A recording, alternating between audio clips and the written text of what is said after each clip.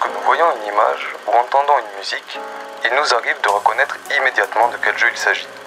Des jeux de plateforme les plus simples aux mondes ouverts les plus vivants, chaque jeu possède une identité visuelle et sonore qui lui est propre.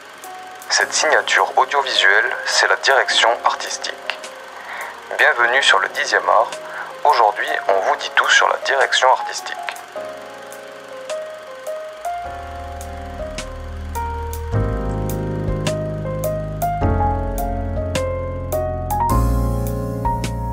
La direction artistique est le fruit du travail de nombreux artistes dans des domaines différents.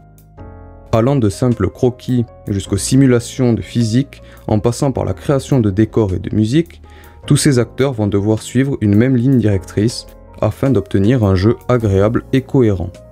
Le rôle des artistes du jeu vidéo se divise en 3 parties. Nous avons d'abord la clarté, qui va consister à communiquer clairement les informations aux joueurs tout en restant subtil.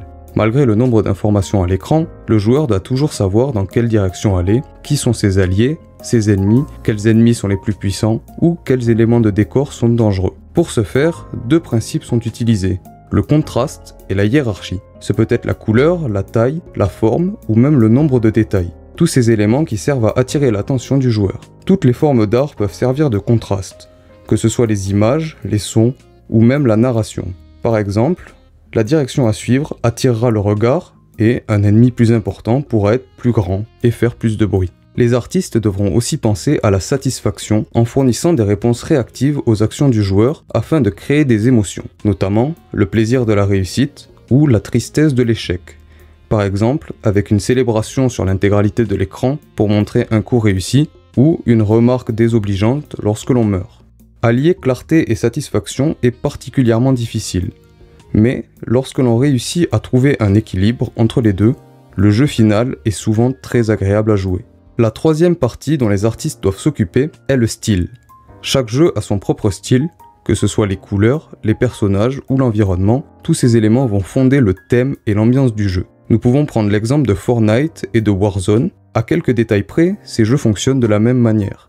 Seulement, leur style est tellement différent qu'ils possèdent chacun une ambiance unique et distincte. Parmi les différentes formes d'art composant la direction artistique, il y a le concept art.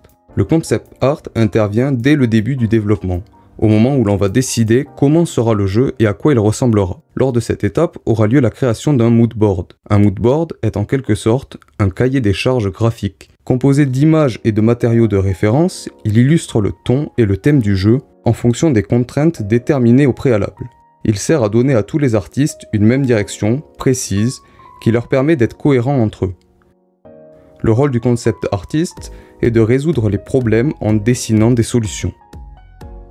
Le chara design consiste à créer le rendu visuel et sonore des personnages en fonction des contraintes imposées. Les artistes qui s'en occupent sont des professionnels de l'anatomie, ce qui leur permet de dessiner, peindre ou encore sculpter des personnages intéressants et atypiques. La création de l'environnement consistera à créer le monde dans lequel le joueur va évoluer. Il s'agit de modéliser les terrains, les accessoires, ainsi que les scènes pour l'intégralité du jeu. L'objectif va être de créer un monde harmonieux, tout en communiquant subtilement le gameplay au joueur de par son agencement. Pour ce faire, les artistes responsables de l'environnement travailleront avec les concept artistes ainsi qu'avec le game designer afin de respecter les contraintes imposées par le jeu et ses mécaniques. De cette manière, ils peuvent créer un monde crédible et vivant qui raconte une histoire et vient renforcer l'immersion du joueur. La dernière forme d'art que nous allons aborder est le technical art. Il va en réalité s'agir de faciliter la création artistique du jeu. Les artistes techniques sont des programmeurs dont le rôle va être de créer des outils pour résoudre les problèmes des autres artistes ou pour améliorer leur productivité.